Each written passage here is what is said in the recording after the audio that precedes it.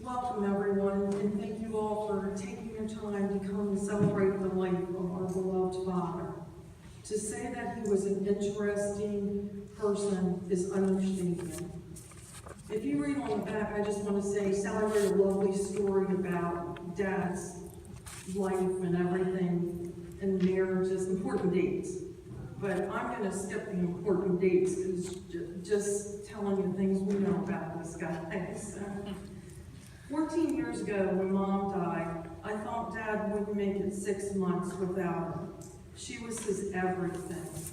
Much to my surprise, he stepped up to the plate and went above and beyond to keep his family intact. He insisted on Easter, Thanksgiving, and Christmas still be held at his house.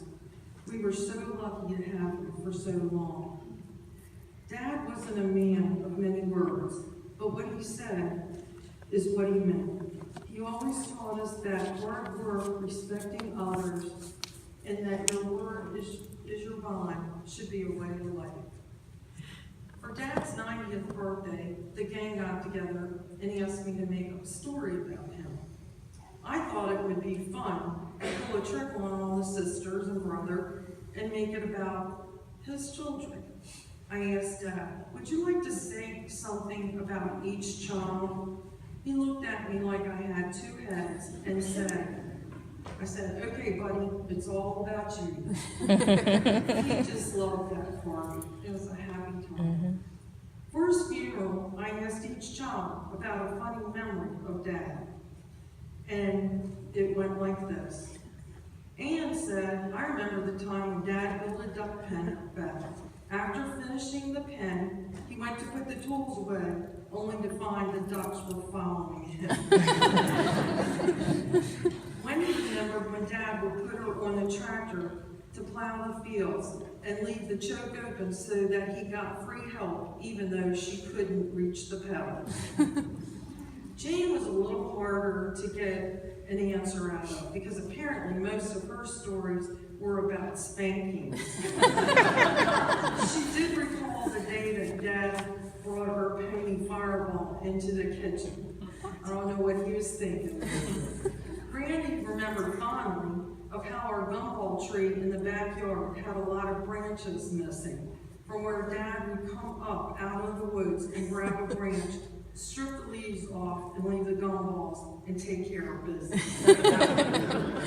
Denise, Randy's wife, said, I remember when your mom and you all were at the beach, and we invited Dad over to have dinner at our house in Oak Corps. That was a long time ago. She said to Randy, well, this is going to be a lot of fun, lively. He doesn't even talk. Only to find out once he arrived, he never stopped talking.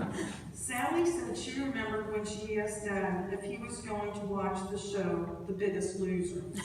Without missing a beat, he responded, what are the Ravens playing?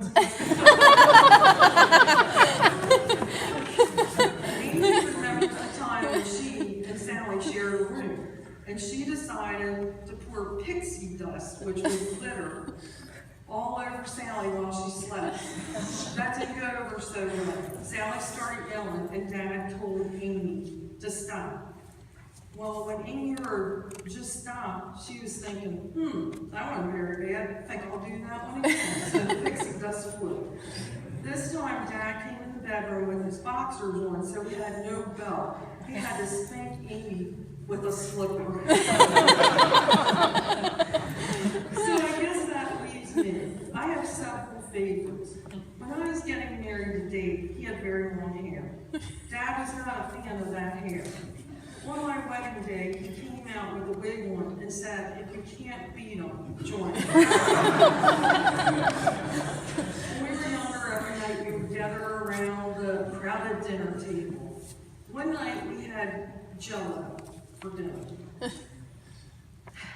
Anne started squishing it all through her teeth.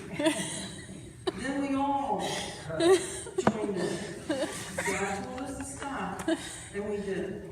but Randy, he was having so much fun, he kept it up and kept it up. Dad jumped up on the table, unbuckled his belt, pulled it out of his pants, and then his pants fell down.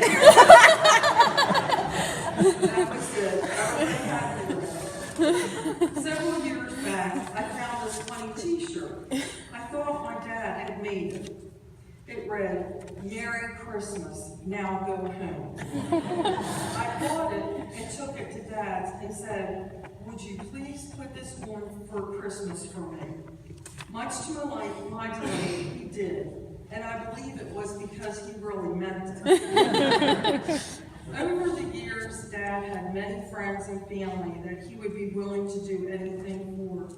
He loved his nieces and nephews like sons and daughters.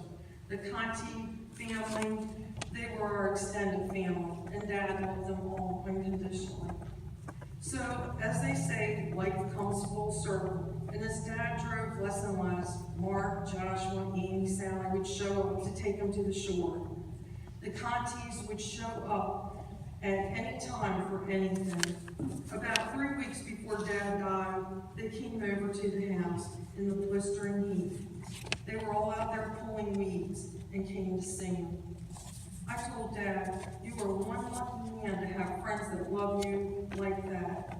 When I went outside, Matt greeted me and said, "You should tell Dad you're just too old for this stuff." To which he replied, "As long as we have a breath in our bodies, we will take care of him. He is just like a father to us."